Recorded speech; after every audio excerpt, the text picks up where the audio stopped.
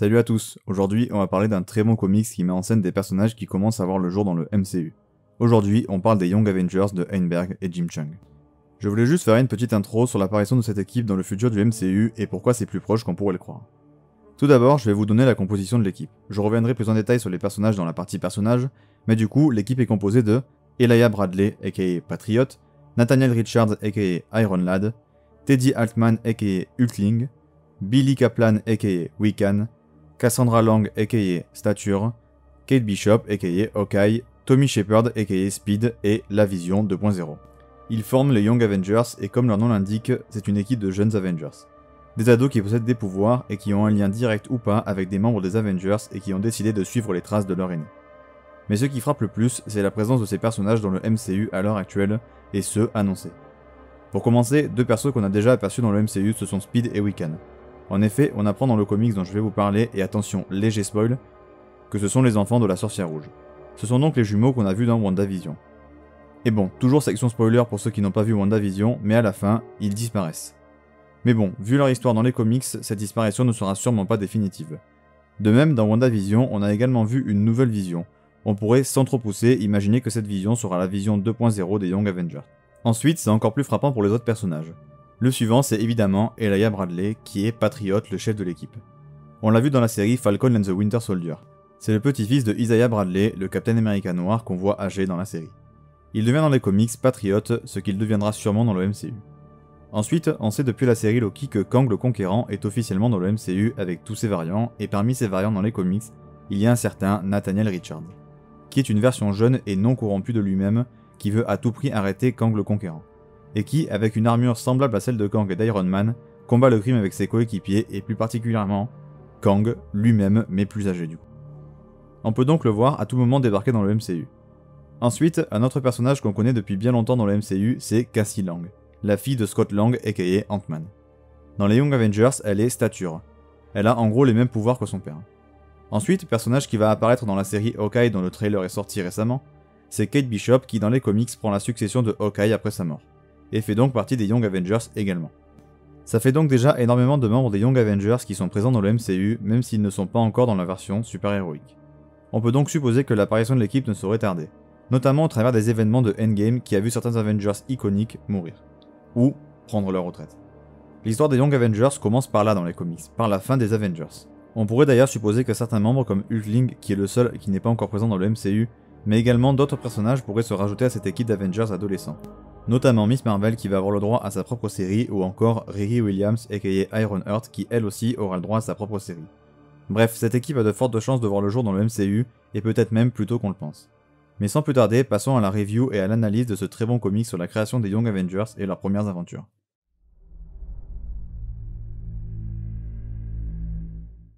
Voici le pitch. La séparation des Avengers sur The Avengers Disassembled a marqué tout le monde. Mais c'est alors qu'une jeune équipe de héros se fait recruter par Nathaniel Richards, Iron Lad, dans un but bien précis, arrêter Kang le Conquérant. Après avoir cherché à recruter les Avengers à la base des Avengers, il ne trouve aucune équipe à cette époque et donc il se résigne à former cette équipe de jeunes héros qui vont se retrouver à devoir affronter une menace beaucoup plus grosse qu'eux. Sauf qu'entre-temps, les Avengers se sont reformés et les deux équipes vont se rencontrer. Ensuite, dans la deuxième histoire de ce tome, les Young Avengers, bien des années plus tard, vont partir à la recherche de la sorcière rouge pour que Speed et Wiccan puissent rencontrer leur mère, pour la première fois. Mais ils vont avoir des surprises sur le destin de leur mère après House of M. Alors déjà, comme je l'ai dit depuis tout à l'heure, les histoires de ce tome sont vraiment très bonnes, particulièrement la dernière. Je vais faire un résumé global de mon avis sur ces deux histoires. La première histoire va donc voir la première aventure des Young Avengers, et comme dit plus tôt, on apprend qu'Iron Lad est un variant en quelque sorte de Kang. Et qu'après avoir appris ce qu'il devenait dans le futur, a décidé de voyager dans le temps pour contacter les Avengers, et faire en sorte qu'ils arrêtent Kang. Et que du coup Iron Lad ne devienne pas Kang dans le futur. Il arrive sur place à la mauvaise époque et s'aperçoit que les Avengers se sont séparés. Il décide alors de former une équipe avec des jeunes qui ont tous un rapport avec les Avengers pour arrêter Kang. Mais comme on le sait, le voyage dans le temps ne fonctionne pas comme ça et des énormes complications vont arriver. Alors, première chose que je souhaiterais dire sur cette histoire est que la notion la plus importante de ce comics est l'héritage. Plus particulièrement l'héritage que laissent les Avengers. Les personnes qu'ils inspirent par leur action. Chose très importante à savoir, c'est que les Young Avengers ont tous un lien avec les Avengers très direct pour la majorité. Cassie Lang prend la place de son père, mort lors de Avengers sa séparation par exemple. Patriot est le petit-fils du premier Captain America noir. Hulkling est un enfant à la fois Kree et Skrull qui n'est pas sans rappeler une des plus grandes aventures des Avengers, la guerre Kree-Skrull. Speed et Wiccan évidemment sont les enfants de la Sorcière Rouge, la Vision, pas besoin de vous expliquer son lien avec les Avengers, et bien évidemment Iron Lad est un jeune Kang le Conquérant, un des plus grands ennemis des Avengers, donc le lien est aussi évident. Donc déjà, gros point positif du récit, chaque membre des Young Avengers ou presque a un lien très direct avec les Avengers et a une vraie raison d'être là. Ça met en place une excellente notion d'héritage qui à la fois renforce l'image des Avengers mais qui aussi crédibilise les Young Avengers.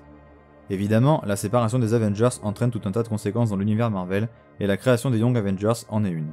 Ça rend la création de l'équipe naturelle, logique et ça fait sens. Donc déjà, un très bon point. Ensuite, pour parler plus concrètement de la première histoire, le scénario est vraiment cool. Il voit évidemment intervenir Kang, un des méchants les plus importants et intéressants de l'univers Marvel et des Avengers, donc forcément ça aide. Cette histoire, c'est une sorte d'histoire de voyage dans le temps.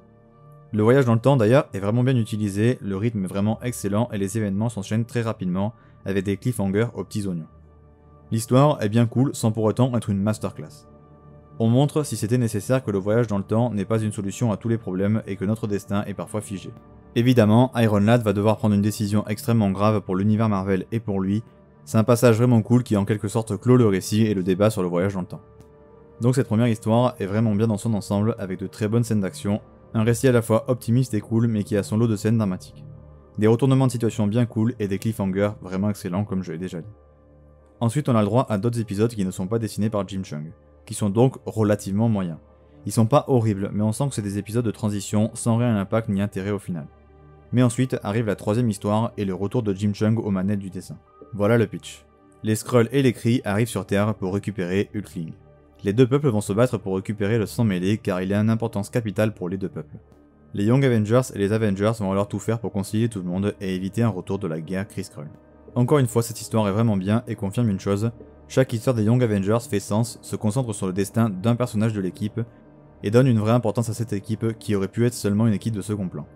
Encore une fois, l'histoire ne révolutionne pas le genre, mais c'est une bonne histoire bien solide.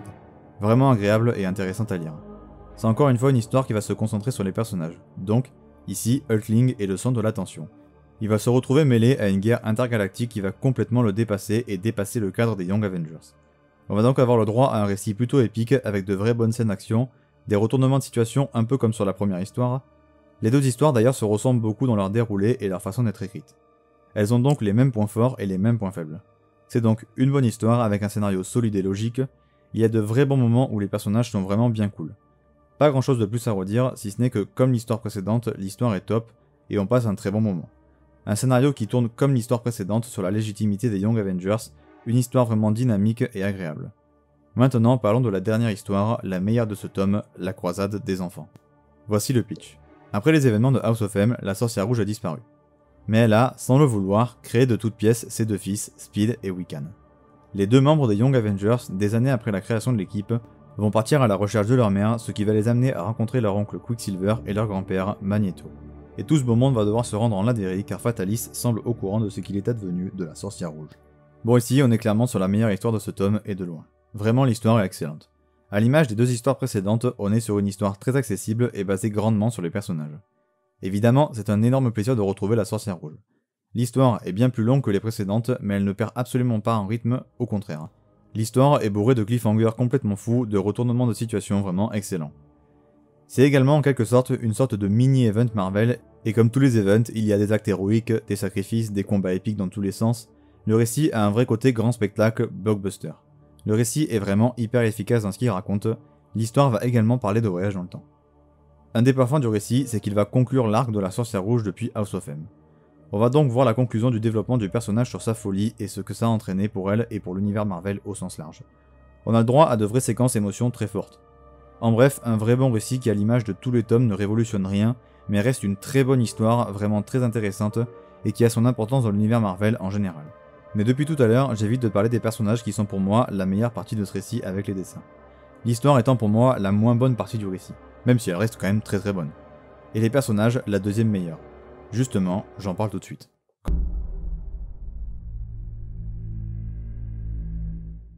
Comme je viens de le dire, les personnages sont pour moi une des grandes forces de ce récit. Son scénario est bon, voire vraiment bon, mais il sert surtout à mettre en avant ses excellents personnages.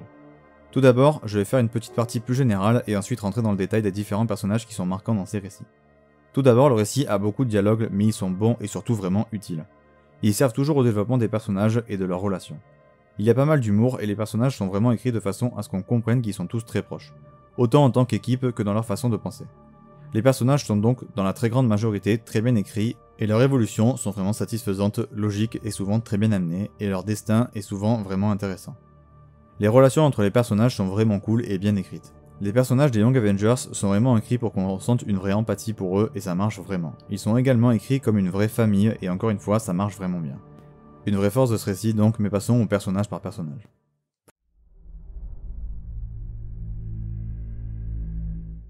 Premier personnage excellent du groupe, Patriot. C'est le leader du groupe à l'image de Captain America avec les Avengers. Le personnage au début est vraiment inflexible. C'est un leader né, mais il a beaucoup de colère en lui, notamment dû au traitement qu'a reçu son grand-père lorsqu'il était Captain America. Le développement du personnage est donc particulièrement intéressant. Il va apprendre à devenir un vrai leader pour son groupe. Savoir quand écouter les autres pour pouvoir prendre les meilleures décisions, mais aussi savoir imposer au groupe son avis quand il considère qu'il a raison. Il va aussi apprendre à prendre du recul sur la situation pour mieux la gérer. On comprend assez facilement pourquoi c'est le leader de l'équipe. Le perso aura aussi droit à un développement assez étonnant, mais qui je trouve marche plutôt bien dans l'histoire qui n'est pas dessinée par Jim Cheung. C'est clairement la seule chose un peu intéressante qui ressort de cette histoire. Le personnage va également devoir comprendre comment vivre avec des personnages pour le soutenir, lui qui est un solitaire à la base et va devoir apprendre à faire confiance à ses alliés pour qu'ils deviennent sa famille. Le personnage est très sérieux mais évolue au fur et à mesure pour devenir un peu plus détendu dans certaines situations, notamment au travers de sa super relation avec Kate Bishop que je trouve vraiment bien écrite avec beaucoup d'humour et d'amour. J'ai adoré suivre les deux dans leur relation et justement je parle de Kate tout de suite.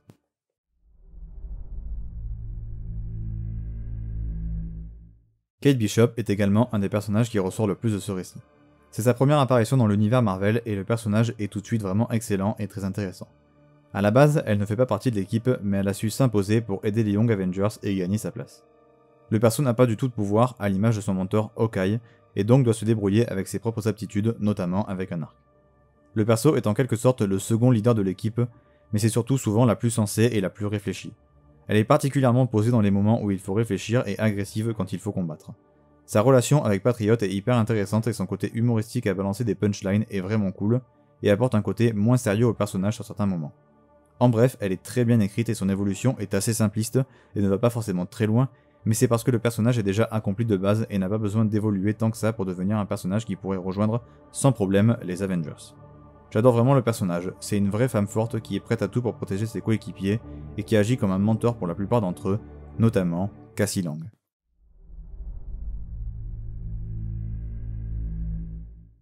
Encore un très bon personnage. Première chose à dire sur Cassie, c'est que pour moi, c'est elle qui représente vraiment le mieux cette notion d'héritage. Elle est la fille de Scott Lang, et donc on ressent vraiment ce poids et cette responsabilité qu'elle a à absolument vouloir remplacer son père qui est mort. Elle va développer ses pouvoirs et apprendre à comment les utiliser au fur et à mesure du récit. Elle n'est pas vraiment sûre d'elle et se retrouve avec un énorme poids sur les épaules. Le personnage va donc devoir beaucoup se reposer sur ses coéquipiers pour gérer ça, et notamment sur Kate. Leur relation est vraiment très cool à suivre. On sent tout l'amour qu'elles se portent, c'est des vrais amis. Le personnage a aussi de vrais moments pour briller, à l'image de Kate, elle est prête à se sacrifier pour sauver les Young Avengers qu'elle considère comme sa famille. Un vrai bon personnage qui a une évolution simple mais très plaisante et très intéressante.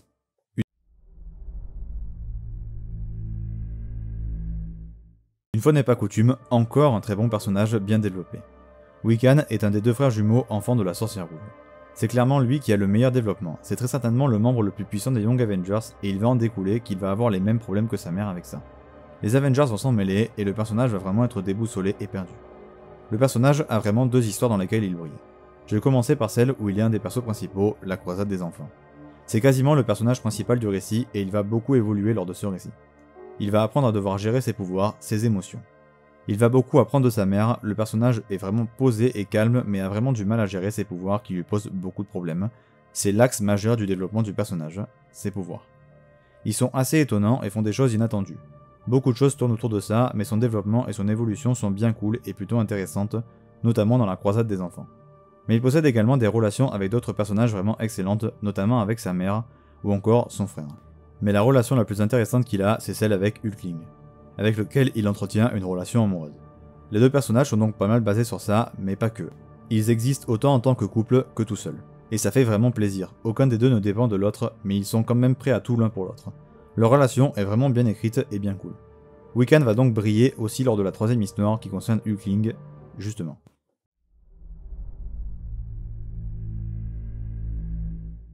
Alors là aussi, on a un bon personnage. Il brille notamment lors de la deuxième histoire où il est le personnage principal. Vraiment, son destin et l'importance que le personnage a dans cette histoire est vraiment excellente. On a le droit aussi à ses origines qui sont vraiment excellentes et qui rendent le personnage important. Il est clairement entre deux feux. Son origine Kree et Skrull font de lui un personnage vraiment particulier au sein de l'univers Marvel. Il représente beaucoup de choses, mais il a aussi un vrai poids. Encore plus lourd que le poids de Cassie sur les épaules. Il a un poids vraiment immensément lourd. Et donc dans ce sens, le perso est vraiment bon. Son évolution est sympa et sa relation avec Wiccan tape vraiment juste. Ça marche vraiment bien. Le personnage existe beaucoup au travers de son statut, et un peu moins de son caractère qui est sympa mais sans vraiment de particularité.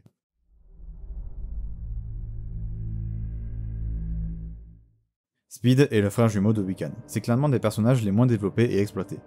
Lui, il vit vraiment au travers de son statut d'enfant de la sorcière rouge et de frère de Wiccan.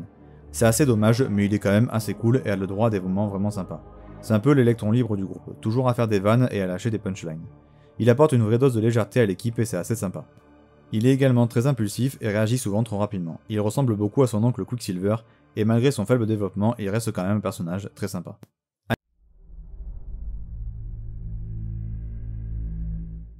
Iron Lad aussi est un personnage vraiment très cool.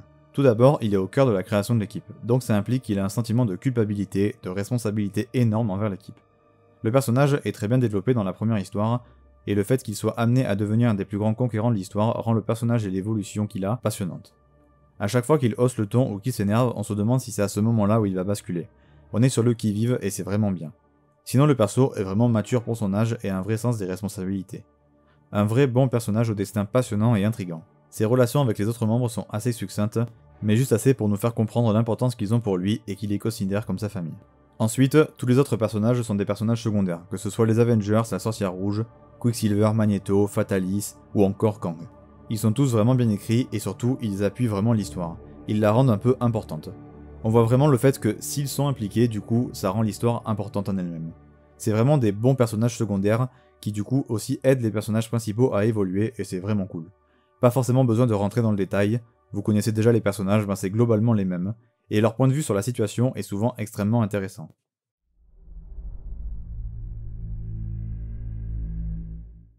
Bon, pour les dessins, je vais parler uniquement de la partie dessinée par Jim Cheung. La partie dessinée par Andrea De Vito est vraiment correcte mais sans plus. Mais par contre, tout ce qui est dessiné par Jim Cheung, c'est simple, c'est une masterclass graphique absolue. Voilà. Déjà pour commencer, Jim Cheung est un des meilleurs dessinateurs de chez Marvel de ces dernières années, et c'est à mes yeux sa meilleure performance chez Marvel de tous les temps. Il est vraiment à son top niveau sur cette histoire, c'est complètement fou.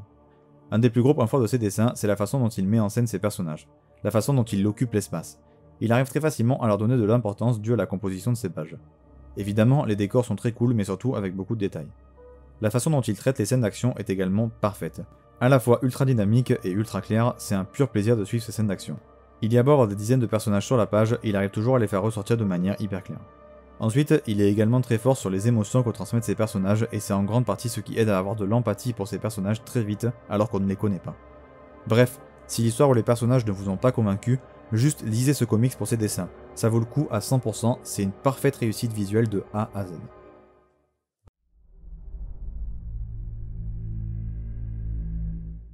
En ce qui concerne le conseil lecture, je ne peux que vous conseiller de lire House of M avant cette histoire. Pour lire quelque chose après, il n'y a pas forcément grand chose de lié directement qui me vienne à l'esprit. Voilà, c'est tout pour cette vidéo. J'espère qu'elle vous aura plu et vous aura hypé pour la future arrivée des Young Avengers dans le MCU. Perso, j'ai hâte de voir ce que ça peut donner. Je pense que ça peut être hyper intéressant. Comme vous l'aurez compris, je vous conseille vraiment ce comic que je trouve vraiment très bien. N'hésitez pas à vous abonner, ça fait toujours plaisir. À liker, ça m'aide et ça m'encourage à faire des vidéos. Mais si vous voulez vraiment m'aider, le mieux, c'est le partage qui m'aide énormément.